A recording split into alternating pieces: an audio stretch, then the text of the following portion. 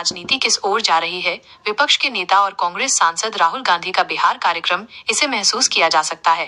राहुल गांधी और उनके पार्टी के नेताओं पर कई मामले लाद दिए गए, क्योंकि वे बिहार के छात्रों की समस्या सुनने के लिए दरभंगा में उनके बीच पहुंचे। पहले तो कार्यक्रम की अनुमति नहीं दी गई, कारण प्रशासन के पास होगा। फिर भी राहुल गांधी छात्रों के बीच पहुंचे और जनसंवाद किया। इस बीच भारी भीड़ उमड़ पड़ी, छात्रों को तितर बितर किया गया, कार्यक्रम स्थल पर पहुंचने से रोका गया, जैसा कि कांग्रेस का आरोप है। सुनिए विपक्ष के नेता राहुल गांधी क्या कहते हैं। बिहार की शिक्षा का स्तर जीर्ण शीर्ण हो चुका है और इसी कारण युवाओं को प्रदेश से पलायन करना पड़ता है। शिक्षा न्याय संवाद के माध्यम से नौजवानों को 3 साल की डिग्री 3 साल में मिलनी चाहिए और ये मांग जायज है, लेकिन इस पर भी नौजवानों पर लाठी बरसाई गई। तेलंगाना की तर्ज पर आरक्षण की 50% सीमा को खत्म करने की हमारी मांग है। मैं स्टूडेंट से बात करने आया था, कमजोर वर्ग के स्टूडेंट्स, दलित, पिछड़ा वर्ग अति दलित वर्ग, बट अलाउ नहीं किया, रोकने की कोशिश की, बट हो गया हमारा काम। और सबको ये जो फूले जी की फिल्म है ये सबको देखनी चाहिए, बहुत अच्छी है। धन्यवाद। साथियों, पिछले हफ्ते जब पूरे देश पर युद्ध के बादल मंडरा रहे थे, बिहार के नौजवान पर बिहार की पुलिस द्वारा बिहार सरकार के आदेश पर लाठियां बरसाई जा रही।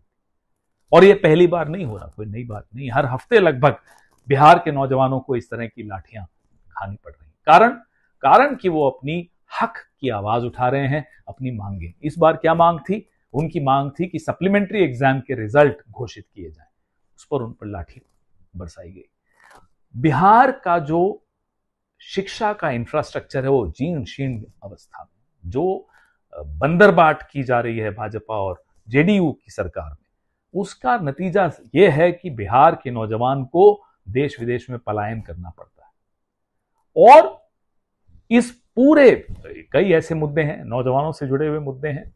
तो शिक्षा न्याय संवाद कल 15 मई को राहुल जी हमारे नेता प्रतिपक्ष हैं और अनेक नेता कांग्रेस के पूरे बिहार में जाकर यह संवाद स्थापित करेंगे नौजवानों के साथ। आप सोचिए, 3 साल की डिग्री, जायज बात है कि 3 साल में खत्म होनी चाहिए और डिग्री मिलनी चाहिए। आप नीतीश बाबू की सरकार 5 साल में कितनी बार पलटियां मारती हो छोड़ दीजिए, लेकिन नौजवानों की 3 साल की डिग्री 3 साल में मिलनी चाहिए, ये मांग कहां गलत है? इस पर क्यों लाठियां बरसाई? कभी बीपीएससी के छात्रों पर लाठियां बरसाई जा रही हैं। तो ये खत्म होना आवश्यक है, ये बंद होना निहायत जरूरी है। नौजवान तो रीढ़ की हड्डी है किसी भी देश या किसी भी समाज की। उनको आप इस तरह से प्रताड़ित करेंगे, शोषित करेंगे, तो कैसे समाज सही चल पाएगा? कैसे कोई भी प्रदेश तरक्की कर पाएगा? तेलंगाना की तर्ज पर 50% की जो सीमा है आरक्षण पर, वो खत्म करना हमारी ये मांग है। कहां गलत है भाई? आपके पास संख्या है, आपके पास एक्सरे रिपोर्ट है, अब इलाज की दिशा में भी तो कदम उठाइए जैसे तेलंगाना ने उठाया है। हम बार बार कहते हैं कि संविधान का अनुच्छेद 15(5) यानी कि निजी शिक्षण संस्थाओं में भी आरक्षण की व्यवस्था लागू हो, ये तो संविधान में लिखा है, तो क्या गलत है? ये जो शिक्षा न्याय संवाद है, ये एक मील का पत्थर है बिहार की, न केवल राजनीति में, बिहार के भविष्य का रास्ता इस संवाद से निकलेगा। जय बिहार, जय हिंद। कि नेता विपक्ष जो है वो छात्रों से मिलना चाहते हैं और उन्हें इतनी बुरी तरह से रोका जाता है, पुलिस के द्वारा, प्रशासन के द्वारा धक्का मुक्की की जाती है।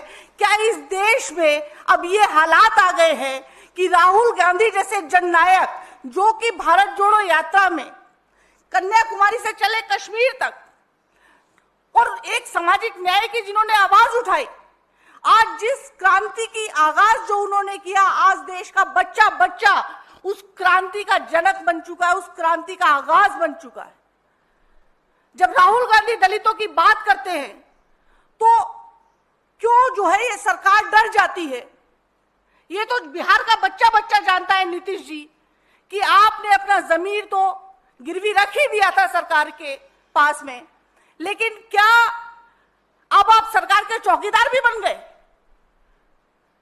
कि आप राहुल गांधी, जो कि न केवल जननायक है, न केवल सांसद है, बल्कि नेता प्रतिपक्ष भी हैं, अगर वो उन छात्रों से मिलना चाहते हैं जो हाशिए में सबसे पीछे रखे जाते हैं, दलित छात्रों से मिलना चाहते हैं, उनकी समस्याएं सुनना चाहते हैं, तो ये सरकार इतना डर क्यों जाती है? ये सरकार इसलिए डरती है कि राहुल जी अगर उन छात्रों से मिलेंगे तो वो छात्र जो है इस सरकार की पोल खोल देंगे कि हॉस्टल में क्या क्या होता है, कितनी बार हॉस्टल को खाली करवाया जाता है, उन्हें जात के नाम पे अपमानित किया जाता है, उन छात्रों को जातियों के नाम पर कितनी यातनाएं दी जाती हैं, उनकी स्कॉलरशिप रोकी जाती है, उनकी मेरिट रोकी जाती है, उनके साथ दुर्व्यवहार किया जाता है। तमाम जितने भी हमारे देश के बड़े संस्थान हैं, हमारे दलित छात्रों को वहां पर जो है एंट्री नहीं दी जाती। और जब राहुल गांधी इस बारे में बात करते हैं कि क्यों दलितों को जो है जो हमारे मुख्य देश के संस्थान है, हमारे संगठन है, उनसे दूर क्यों रखा जाता है, तो ये सरकार क्यों डरती है?